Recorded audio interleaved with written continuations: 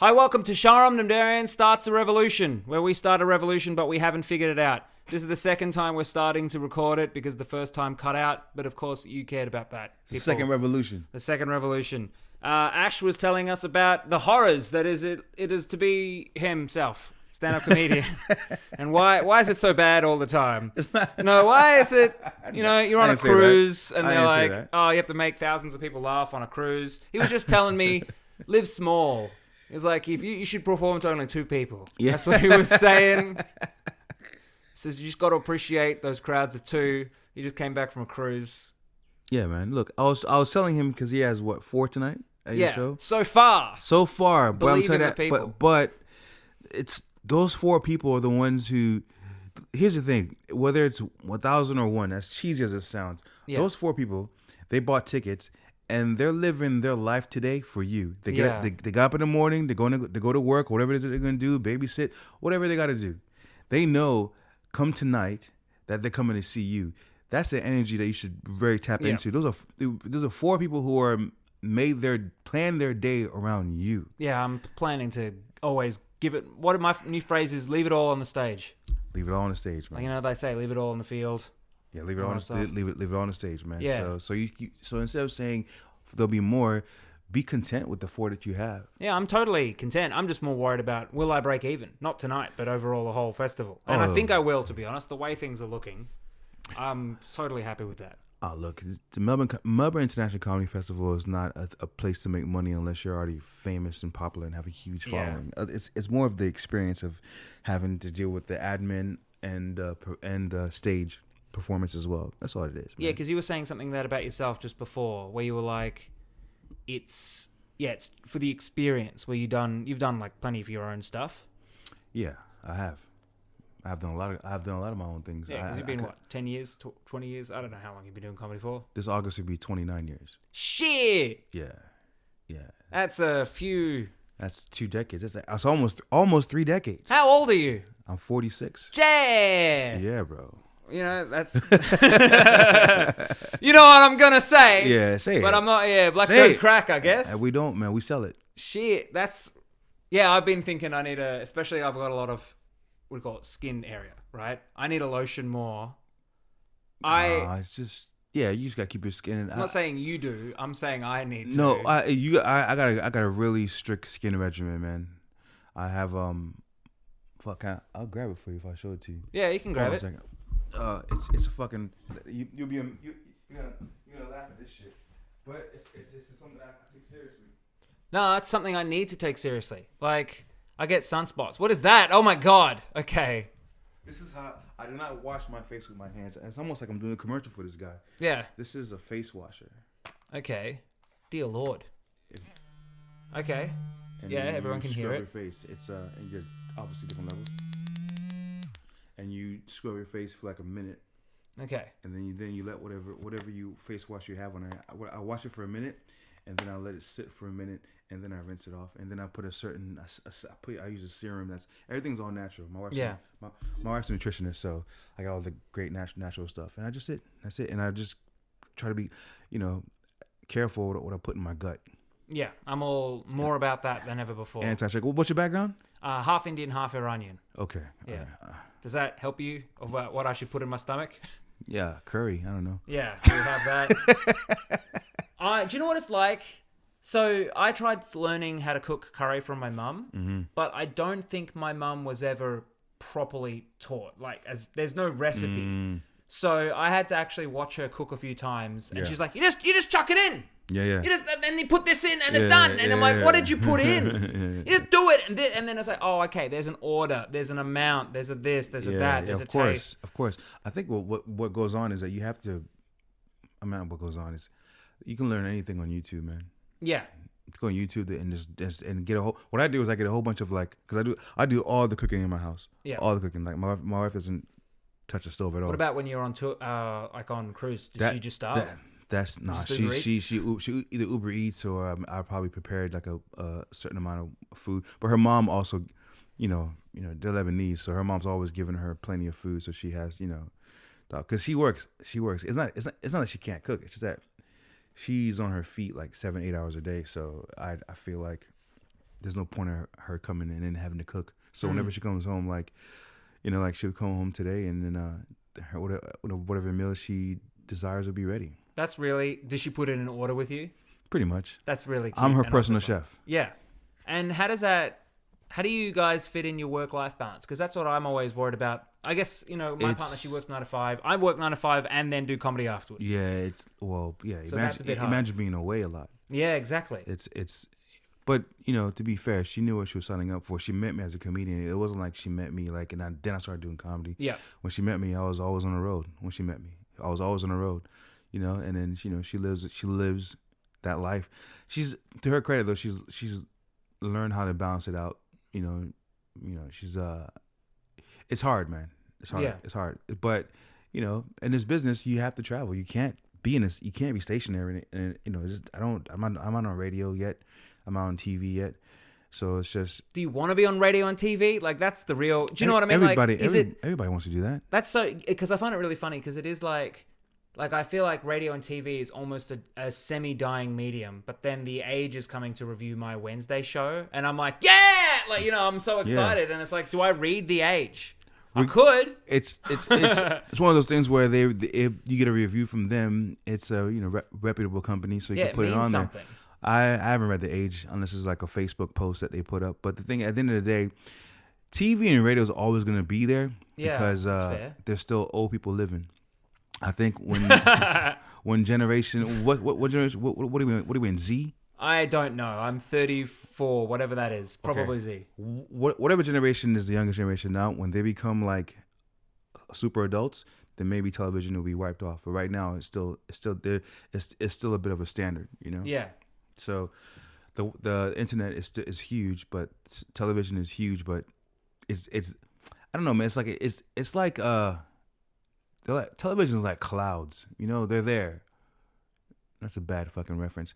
I can't find I'm really usually good at fucking parallels. It's like it's there, but it's not necessary, but it's still respected. Do you know what I find interesting? You know, some people talking about like content fatigue and stuff like that. Mm-hmm. I do think one of the reasons why that's the case is because we do have access to everything all the time. Yeah. And like 10 years ago, you had to get DVDs or whatever. You know, like it was a different universe, and now we crave new stories, new exciting things. Oh, I mean, you're scrolling through your phone, and every scroll is a different channel. Yeah, that's fair. Yeah, and you have the ability to watch it or move on. And then we live in this age where, like, I'm part of it too. Like, if the content I'm watching isn't hitting fast enough, I'll skip through it. Yeah. If I'm not invested into it, you know. Like, so people will be watching this. If they're not invested to it, they're gonna scroll past it. So, I can blame you. Of course. No, it's fine. I'm in trying to do like a long form. You know what I mean? Like I want to do stuff that I'm proud of. Yeah. Especially with this podcast, where I'm like, I don't want. I've done like entertain. You know my day job. It's like all of that, the social media marketing for like the Third Wave Barbecue. It's a meat place. That's where I get my. That's where I get my. I'm trying to hit everyone's dopamine at every point in time. So my own channel, I don't want to do that. Although I probably should, and I know how to. I'm like, I want it to be. But like, your shit's gone viral, man. I got there's like American influencers. Didn't I send you that? Yeah. Beardo. Yeah, he does our stuff all the time. But there's a whole bunch of people as well. Like, yes. That's so you're doing a great job in that aspect. If you could just turn that around and you be your own fucking. Is what you're trying to do right now? Yeah, essentially. So this is the start of that. So maybe there'll be clips from this that I can use and stuff like that. But realistically, I also want this to be a little bit of a documented journey, because it's like, oh yeah, I'm going to start a revolution, but really... What is a revolution? Yeah, exactly. You don't know what a revolution is? Like we're going to change the world. How? What's the cause? What do you want to change? I'm not 100% sure yet. Oh, so you don't have your why? No, and my why really is just to see how far I can go with comedy at this point. Because it's like, I know once I've got various ideas of what I want to achieve. Yeah. But I know that for me, it's more about solving problems. And then once I get there, I'll probably want something else. Yeah, okay. So I'm not really that... I'm equanimous. Equanimous? I have a level of equanimity with my goals, if that makes sense. Because I wanted to... When I was a relationship coach, I wanted to help everyone. And then I meditated a lot and realized, actually, it wasn't everyone. It was like... 1,000 people. Do you know what I mean? Like I was like, So, like, I feel like comedy really hits me in many, many levels of where I want to be and what I want to do with pretty much the rest of my life. The goal really is to be an old man comedian. But the, dare I say, metaphor of starting a revolution is this idea that one thing I've always loved is being able to whip people up into like sort of like a frenzy. And comedy, you can do that. And one of my earliest jokes was basically an outrage about how when I first started comedy, I was really upset that I discovered some comedians lie. Mm-hmm. Like, it's not all true. Of coming course. from... Yeah, exactly. And I was like, they're lying to us. What else are they lying to us? And it was like this... and then there was punchlines about like really nonsensical conspiracy theories. Yeah. And the first time I did it, the audience was like, yeah, like they were really riled up. Like, yeah. Billie Eilish isn't really the bad guy. Yeah. And it's just, it was just stuff like that. Like, okay. And so that's where I'm at. Like, it's sort of like, I love this journey. Mm. It's more how far I can go. So this revolution is, I don't really know, but I spent a lot of time thinking about it. Like, I think it sounds like your revolution is just comes from not being content in anything. Yeah, I like solving problems. Yeah, really. Yeah, so like there's so many problems, and I think you just took all the problems and you're trying to fix them all. Yeah, and that's maybe that's your revolution, trying to fix all the problems, man. Yeah, well, in this case, it's creative problems. It's like, how do you get a joke started? How do you figure it out? What do you want to say? How do you remember it all? Like, how do you sell the tickets? That's all very exciting. I think how long you been doing it? 3.5 years now. What you're doing is you're taking on way too many aspects of I've got an answer to that after you say all of that. But yeah. Well, what's your answer? My answer is I had a massive breakthrough recently where I realized I make things way too hard for myself. That's exactly what that's not an answer. It's more just you're just piggybacking off of what I'm saying. Yeah, exactly. Well, I realized I think certain things should be harder. So if they're easy, I make them harder. And also there are certain things that are hard that I think should be hard as well. So it's like, for example, a good thing was like, what if selling tickets was easy? It's like, well, if it was easy, then I wouldn't try so hard. And I did realize, well, with the festival, guess what? They do a lot of work. Yeah. Did you? Yeah, they do that. Who's they? As in the festival. The people who run the festival? Yeah. They do a lot of work. There's posters everywhere. They cover the city. You mean the people running the festival or the comics? Sorry, the people running... it's a collective effort is what I'm trying to say. Oh, okay. And so by me making it harder, I'm actually coming from it from a perspective of...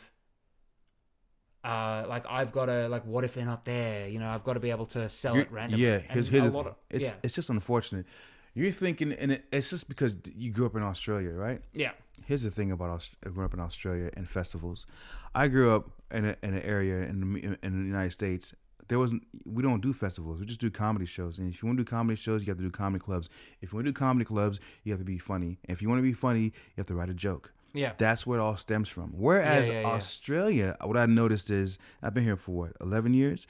What I've noticed is that a lot of comedians equate comedy to the festival, and they just override, exactly. And they override comedy into writing and being a comedian. So when they see the festival, they get this fear of missing out, or they get this, they think that's what it is. Yeah. And it's totally the opposite. I think what you've done is you're looking at all the things that come with it, and you're not focusing on what it comes from, if that makes any sense. Yeah. Write a joke, and that's it. I spend 1 to 2 hours trying to write comedy a day now. Are you forcing yourself to write comedy? It comes from love. But are you okay? Then you're not forcing yourself. Like, I'm literally sitting there like, what is this? Like, what's funny about it? Asking questions. Do you have an idea first, or do you sit down and then think of an idea? Sometimes I have an idea. Sometimes I'll come out with a topic, and sometimes I will look at it and be like, well, I've got a blank page. What can come from that? And I've got some really insane ideas that have come from just a blank page, where your brain is like, cats and horse. Yeah. Yeah. Then you're misunderstanding. You're misunderstanding what this is about. Then comedy is about having a message. Yeah. If I would start with, well, what pisses you off? What really pisses you off? And something that pisses you off is usually something that happens all the time, and people are okay with it, but you're not. Why are you not? And why are they okay with this? What are you pissed off at? Oh, years, a lot of things, man. Yeah, we've got a lot of jokes about like the contrast between, I guess, racism in Australia and America. The whole possum joke. That the racism stuff I'm dialing down on, because I'm starting to see that every ethnic comic that's what they're leaning into, and it's like, it's everybody's doing it, and I don't want to be doing it.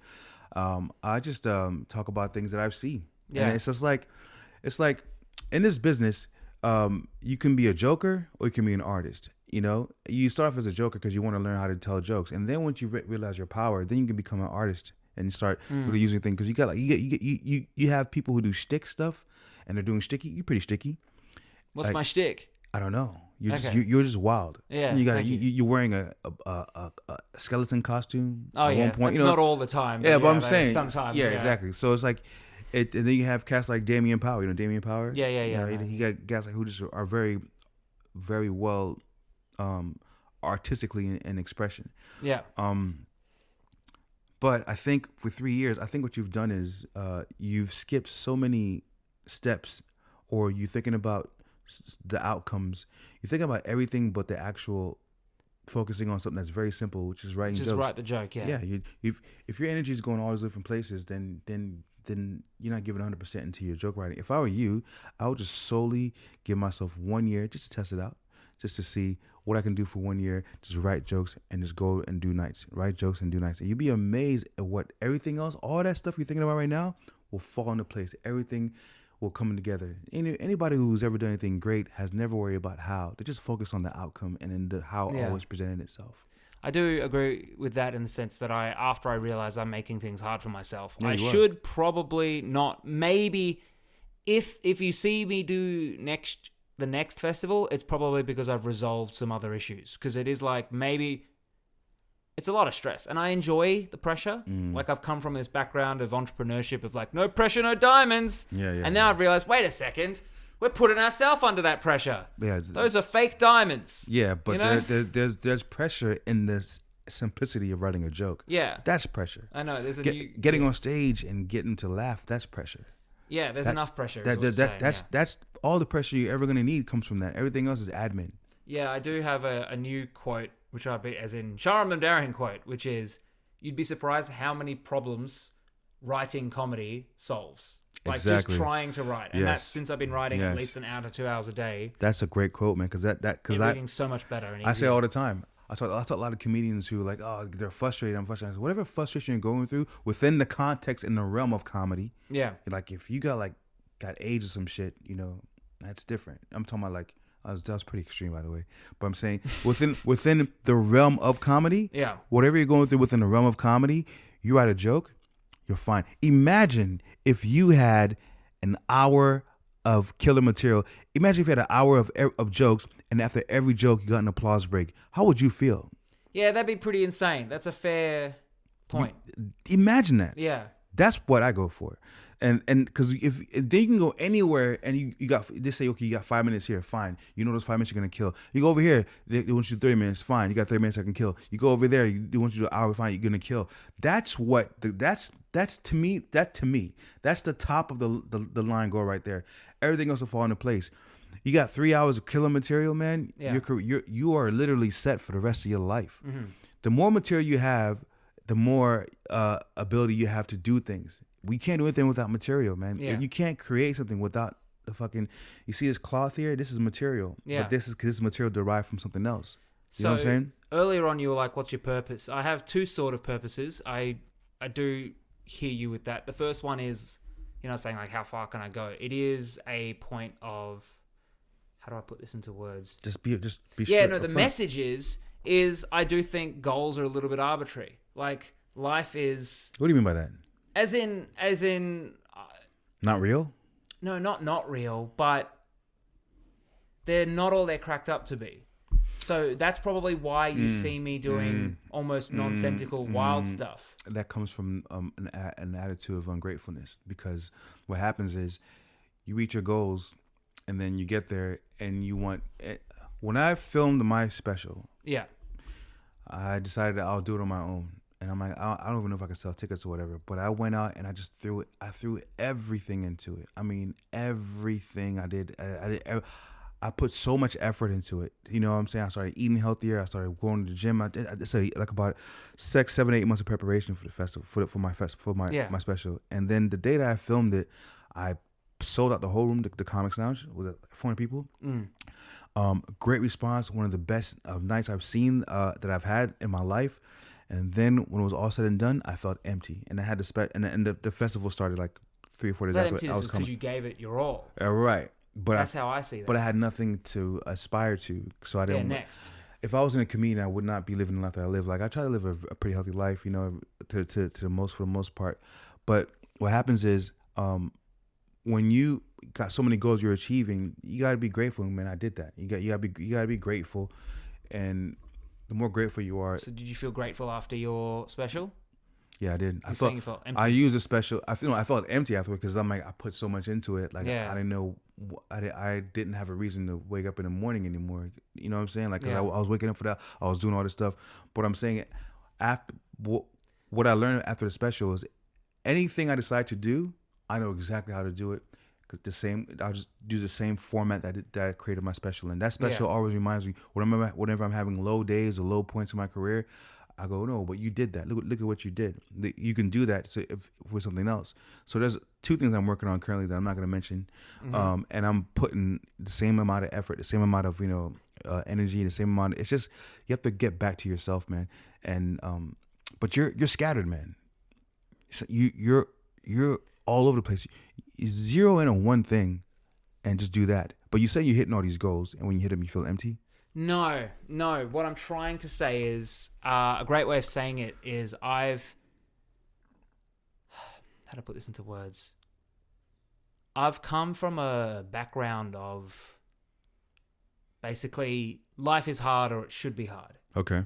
And so therefore I sort of put goals on these pedestals of like, I've got to work real hard to achieve it. But because I thought that if I was to achieve it, I myself would have some form of significance from it.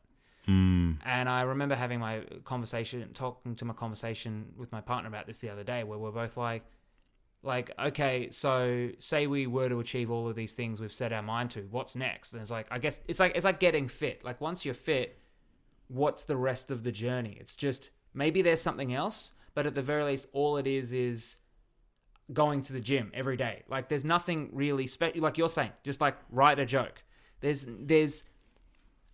I believe there is significance in the simple things. But my focus comes in from this whole thing of like, I don't know, I think we draw way too much meaning from the world around us. I guess it's a bit of a Buddhist approach, like equanimous, like have the goal, but know that it might not be your whole identity. But what I'm trying to say is I made my identity before comedy someone who was I struggled with so many things like depression and anxiety and this and that, that I made solving those problems my identity. Right. And then I resolved those issues and I realized, okay, I thought that resolving them would make me happy. Now I'm just a person without depression or anxiety. And I'm not like, yeah, my life is different and crazy. So I guess sort of that's the message I'm trying to say. Like it's exciting, but the excitement to me doesn't always come from, I feel like you got a million things you want to say and that's good. But the excitement doesn't always come from, I think we're at a core, like I've got a joke recently that either lands really well or doesn't. And I've been trying to make it work even better. But it is just about how I wish I could ride one of my cats. Like I wish my cat was a horse-sized cat. And that's it. And it's like comparing the problems between my cat not being a car and my car not like, and it's there. And I can see you enjoying it. But do you see how that almost fucks with your brain a little? It's like, it's got no, it's not real. There's no reality. And that's what I'm sort of trying to say. I'm trying to say that things are real, but also subjective at the same time. Do you see other people you wish you lived their lives? Do you have that in any way? Whether somebody famous? I'm not asking for a specific person, but do you see that? There's a couple people, yeah. Yeah. You know, and they have the same thing. They have the same thing too. What happens is it's a currency that you're not using. you build the currency and you're not using it. Let's say being fit, for example. Yeah. Now you're fit. Now you get to live your life as a fit person. You can walk around and enjoy all the benefits. But now you spend that currency. When you write a joke, jokes are currency. When you have a joke, and you can spend those jokes turn into money. Yeah. And then you buy things with it. It's a currency. So so it's like when you have the goal is to have the money. That's the goal. And by money, I mean whatever it is, whether it's having a set or there's being fit. Now you have that money, you store it away, and you find another stream of income. You store it away, and then when you want to, you could spend that currency. But that's what it is. You don't get currencied out. You just keep spending money. Just keep spending. And that's what. When you achieve your goal, now you have a currency you can spend however you want to use. You accomplished, you beat your depression, the anxiety. Now you get to use that in some aspect on your next life that you built for yourself. Everything that you're doing, every goal you accomplish doesn't go to the side. It just makes you stronger for the next goal. Yeah, and that's what I'm saying. Yeah, makes you stronger for the next goal. What's that? And then you do that, and then what's that? If you don't know what the next goal is, then you just have to live your life until you get inspired. Yeah. You can't force it. No, I haven't been. To be honest, stand-up is one of those things I've always wanted to do. I just never realized I was allowed to. Do you know what I mean? Like, yeah. I know what you mean. People talk about representation. Some people are like, inclusion and representation. That's bad. I'm like, Ferdy. Yeah. Ferdy was the guy when I saw him perform. Like, he's from the same background as me. Like, Zoroastrian, half... Yeah, and I'm like, I didn't know we were allowed to do that. I literally thought we all had to be accountants and lawyers, and I was for shaming them not doing that sort of stuff. You can't live your life according for other people, man. Yeah, exactly. If that's the case, you might as well care about how their blood tastes. What? Yeah. If you care that much about it, you might as well care how their blood tastes. Like, it's like... Okay, I mean, I get it, but I don't love that for you. I love that that's... Yeah, I'm just saying you might as well care about how their shit smells. Yeah. Okay. It's like what? No, what I'm trying to say is, look, man, nobody has a right to, and this is a thing that I've learned I've learned, and sometimes I forget and I have to relearn, which is fine because that's the whole point of forgetting is to remember yourself. Which is re and then remember. And remember yourself. The thing is that you're not here you're not here on this earth to create to do anything other than create. Yeah. That's why you're here to create. Says the artist. I'm saying that because if you were a doctor, you might think differently. But if I was a doctor, I could think the same thing. Yeah. I mean, you could. I could. You could. I'm not saying you won't. Yeah, but it's. Well, the reason why I'm saying that is enough life in relationship coaching. You often see everyone sort of has like a distinct amount of metaphors that they view, like lenses that they view the world. Well, look, but a doctor does create though. Everybody creates. Yeah, you're right. You create yourself anew. Like it's not like it's it all comes from gratitude and all comes from understanding that you're here not to appease other people. Mm-hmm. And that means anybody from your parents to your friends. You have to cut that shit out and live within yourself. As long as you're not hurting anybody else, then you're fine, man. And if you doing something hurts them, then that's not your problem. That's their problem, and they're impeding on your life to and your right to live as a human. If you're stabbing somebody, then yeah, motherfucker, stop. You're hurting them. Yeah. And if you're stabbing yourself, as fucked up as it sounds, that's what you choose to do yourself. Then I have the decision I have to make the choice whether I think it's a bad thing if I let it hurt me, or you know what I'm saying. Like, you are responsible for your own feelings, and when we start letting other people control, and even indirectly control how we dictate ourselves, it's fucked. It's like being married. My wife's thoughts. When you're married, you're one. So I guess it's different. But because like my wife's thoughts about me really affect me. So, and how she feels, because I live with her. We're together. We're one. But outside of that, man, I don't give a fuck. Like, I don't care what anybody else thinks, really. And I do. As a comedian, you're supposed to care about the audience. Gonna say, how do you reconcile that within yourself? Yeah, well, that's the thing. You know what's funny. You know what's. I've done shows where the audience didn't laugh, and I'm like, I don't give a shit. That wasn't my fault. That was just the audience. I've done many of those. Yeah. I did one of those last night. Yeah. Oh, and the worst is Then they leave and they're like, "That was so good." I'm like, "What are you talking about?" They'll tell you. There'll be two comments that go, "Oh, you were funny." Yeah, you were good too, or some shit like that. Like, the audience is. Oh, the other core message I guess I would have is that it's okay to not make sense. It's perfect. Okay. Wait. See, because we're talking about like, ooh, who are you trying to please? Mm-hmm. And it's like, the more I write comedy, the more I realize there's a core of me that is deeply afraid that no one will understand what I truly am thinking and feeling. See, but that's exactly what is good. That's exactly what is your breakthrough. That's exactly what makes you who you are. Yeah, exactly. But we're always afraid they're not going to get it. So what do? We end up writing a joke a different way so they can understand, which is so fucked up. I agree. If you write it the way you write, because we're all humans, man. We know what you mean. We know what you're trying to say. That's a great. I like that. Yeah, it's like okay, no, fair enough. Yeah, so you're writing to, and that I get caught up in that too when I'm writing jokes. That's something that doesn't leave. It just doesn't present it as the more experience you get. It presents itself less. You know what I'm saying? So like, I'll be writing to them like, man, this makes so much sense to me, but they're not gonna get it. And then I go, fuck, I'll try it anyway. And then they get it, and it's a great feeling. And then there are times where they don't get it, and you have to go back and go, oh, you know what? I'll hear it back. Oh, okay, I'll tweak a little bit here and there. But for the most part, the muscle of it, the meat of it, you're gonna get it. They get it. They get it. They're humans too. You're not performing to aliens. You're not performing to people who don't speak English. Yeah. You know what I'm saying? So that's a great lesson that you've imparted. Yeah. Yeah. That's the key, man. I feel that too. Like, they're not gonna get it. They're not gonna get it, or it makes sense to me, but it doesn't make sense to them. Which is the exact thing you should be doing. What you think doesn't make sense. That's what. Do you want to make sense with all the other comedians? Yeah, no, I don't you want to stand out, right? Yeah. Then fucking don't make sense, and the essence of not making sense makes sense. Yeah. No, I get that. That's a beautiful way of saying. You're the perfect candidate because. Because you don't make sense. You don't make any sense, but I'm entertained. I'm always entertained. Like whenever I'm scrolling through, I'm like, what are you doing now? You're always doing some weird shit, man. And I find it so entertaining. This guy is very strange, but very entertaining at the same time. But I don't get what he's doing here. But it's entertaining to watch.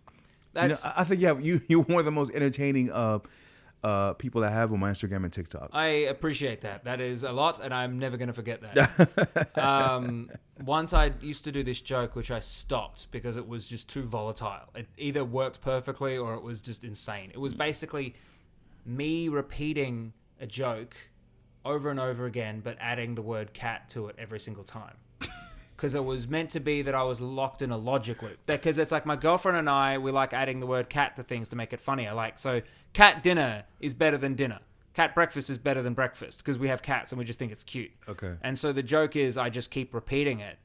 And I'm it becomes a bit of a clowning. Like, I'm stuck in this journey of I can't.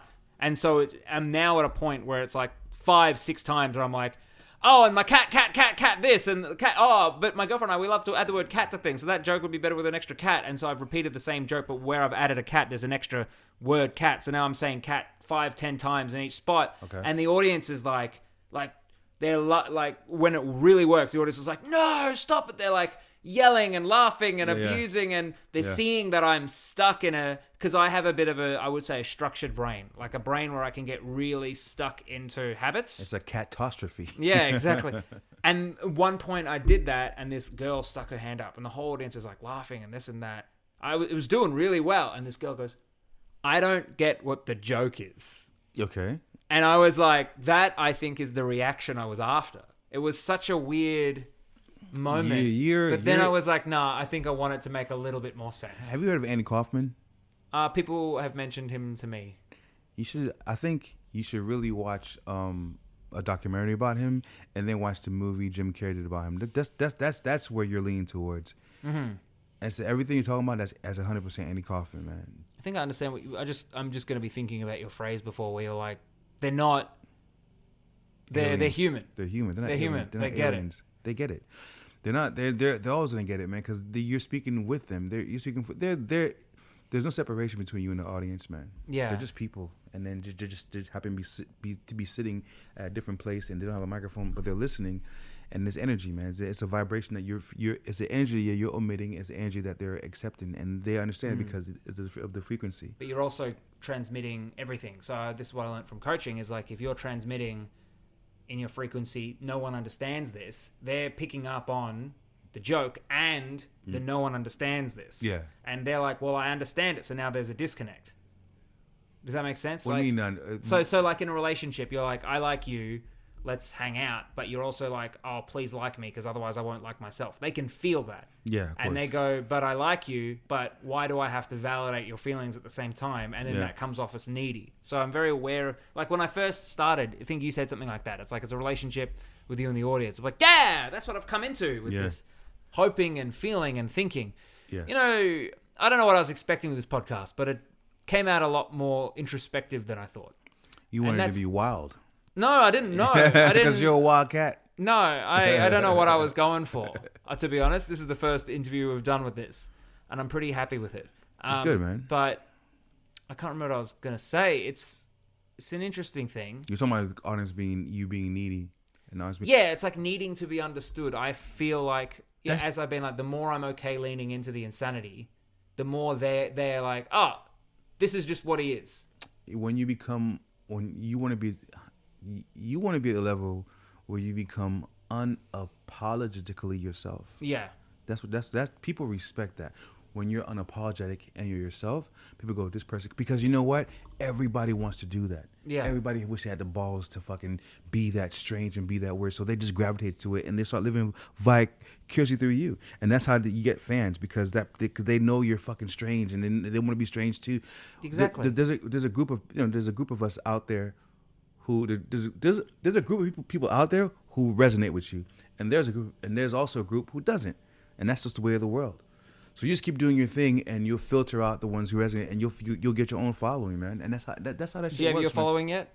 I feel like you had, when you started posting your stuff for your stand up, it was just like it took off quite quickly. Yeah, and then I stopped.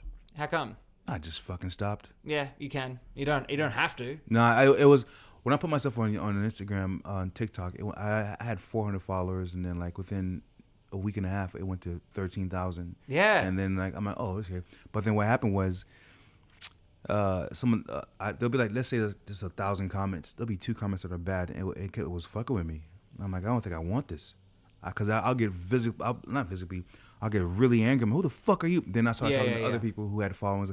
Like I was talking to Anissa, I was talking to Dave Thornton, such other comments who have followings. And I was like, how do you deal with that? They go, we don't give a fuck. I'll go, you know what? I'm not gonna give a fuck either. So then, but I had stopped posting, and then I started, when I started reposting, I started noticing that my numbers were down. What TikTok does, don't ever pay for a boosted post. You pay for that shit, you become a mark. They go, oh, so they suppress your views, and then you got to keep posting and posting and posting again to get back to that word. Yeah. And I don't fucking want to do that. They also do a thing. One of my theories is they do make it harder every single time. Yeah. So if you're going well, there will be a point where now they're like, you could work a little bit harder. Yeah. So I do think if you're playing an algorithmic game, you are playing the algorithm. Yeah. You're not always... Some people are like, oh, it's just give people what they're interested in. And it's like, yeah, okay. But there is like a weird algorithmic distribution. For example, if you grow too quickly, here's a fun fact that I have a theory, and I do think it's true. If you grow too quickly, it's because you've reached new audiences, but not everyone in that audience is going to like you. So if you've got your followers grow way too quickly, then you start pushing out content. Those followers go, oh, but I liked it only like this one aspect. Say you've done a joke about Minecraft and you hate doing jokes about Minecraft. You've now reached the Minecraft audience, and now they're all your followers. So if you do a joke that's not Minecraft, they're going to be like, what the hell is this? So suddenly you're penalized for actually growing too quickly.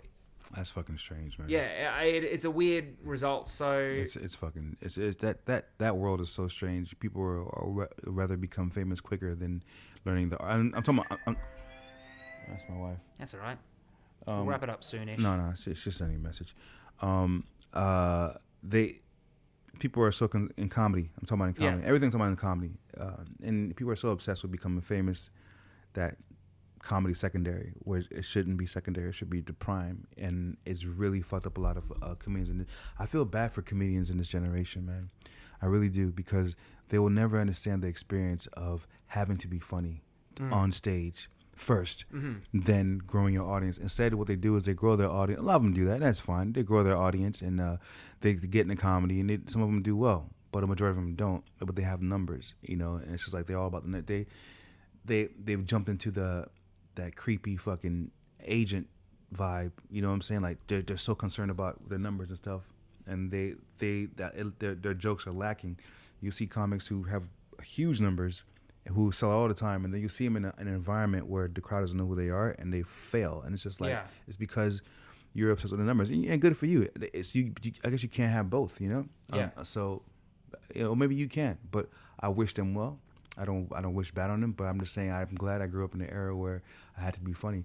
I'd rather kill all the time than fucking be the person that is very well known and everybody around me is killing more than me, you know, which is predominant in this industry. One of my mindsets straight from the start, and this is something I carried over from coaching, was you get the gigs you get.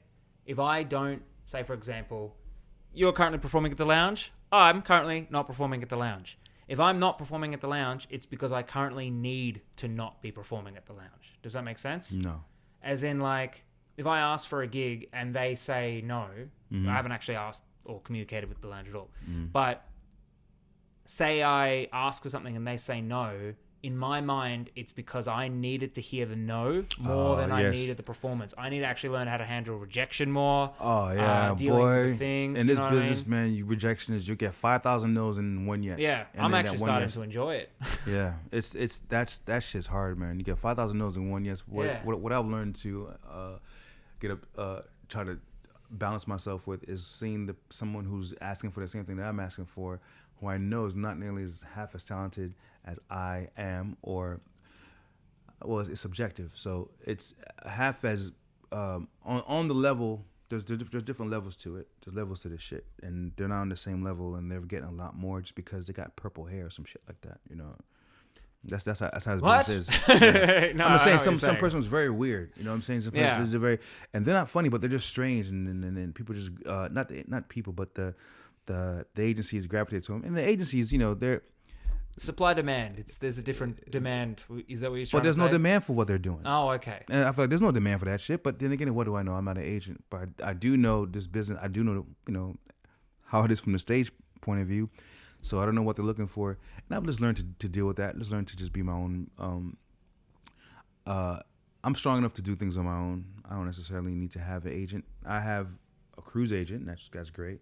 But you know, I've tried to get agencies, and it just never came to fruition. And I'm a big believer in, you know, God and the universe, whichever way you look at it, and and know that this is whatever you're doing is exactly what you're supposed to be doing. Yeah, exactly. Nothing happens there's no such thing as coincidence. There's no such thing as this shouldn't happen. Even in accidents, you know, that's what was supposed to happen. It's just hard to accept, and it's really hard to gather because we don't want to dig that deep in ourselves or dig that deep into whatever it is to figure things out. But man, life is a great game, man. It's just a game to be played because we're all gonna die. Yeah, exactly. And it's like that's the point. Yeah, that's what I'm trying to say. We're all gonna die. Everything's a verb. That's all I'm trying to say. The revolution is a verb. Yeah, it's a metaphor, but maybe it's not. I'm not sure yet. We did it. Yeah, the revolution. So you know what your revolution is, man? What? A question mark. Yeah.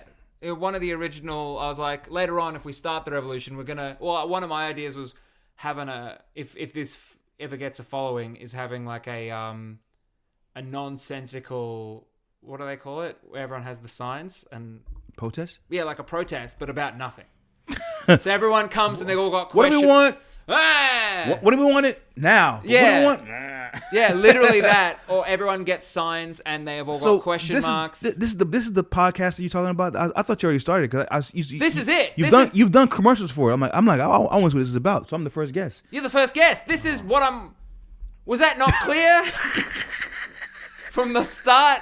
It all just came in. Yeah, because you went on this whole thing of like, man, you're just not focusing on the jokes enough. I'm like, yeah, I mean, I agree with you. I've made that shift in the last 2 months, and that's where this podcast. Do you know why I'm doing this? One of the reasons, it's because I've started writing so much. I realize when you solve problems writing, yeah, you actually start to solve it in your life as a whole. So, absolutely. Yeah. So I'm like, oh, I can't think about something funny in this, like say for example about mobile phones, and then I realize, oh, it's because whatever reason why I've buried that deep down. Yeah. And then as I open up, I start to actually make my life more inspiring. Yeah. Because it's like I need more things to trigger me, but now I'm more open to it. So right.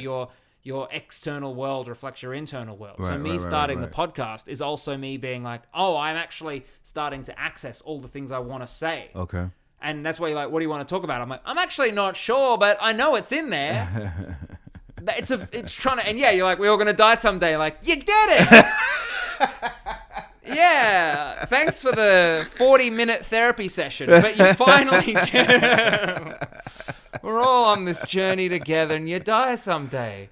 And it's like, what is the journey? Writing jokes, performing it. Yeah. That's it.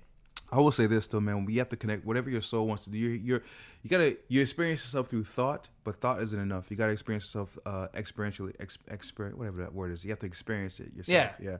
So you have thought, and then you have the thought goes into experience, and that's what we're all doing. We're after the experience. We always want to experience things. That's what all life is, experience. Whether you're telling a joke on stage, you want to experience getting that laughter, or just experience the stuff. When you're having sex, you want to experience having sex. Everything's an experience. When you're eating, you want to experience tasting the food.